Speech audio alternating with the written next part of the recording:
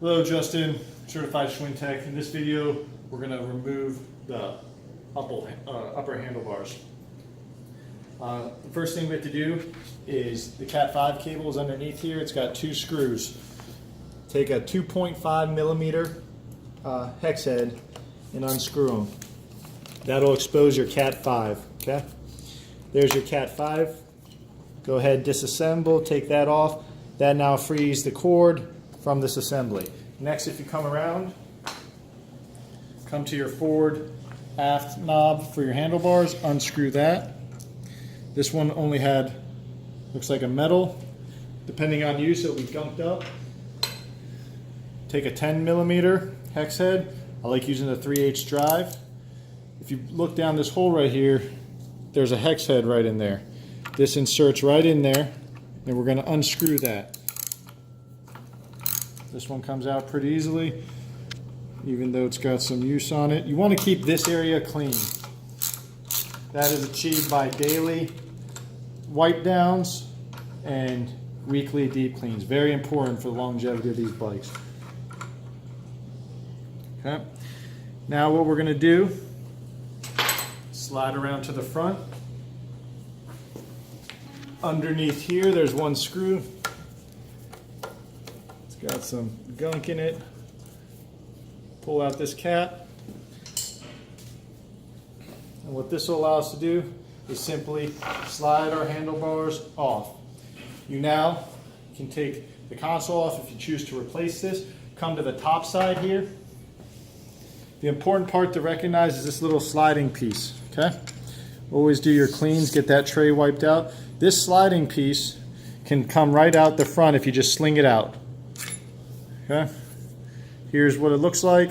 And basically, if you can imagine, when the screw that we undid with the 10 millimeter, that goes threads into there.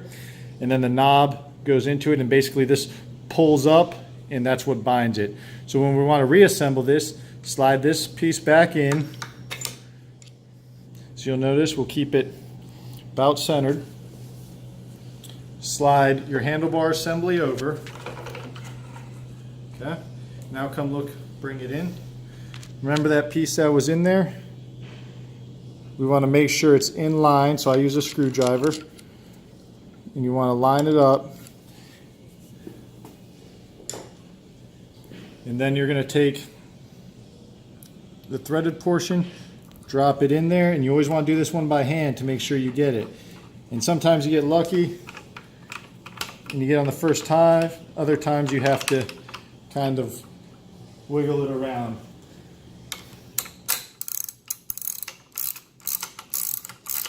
And you're just going to screw it in, torque it down, snug it up. This is the important part. You need to keep up with your plastic washers. Plastic always comes into contact with the metal. The metal then sits on top of the plastic,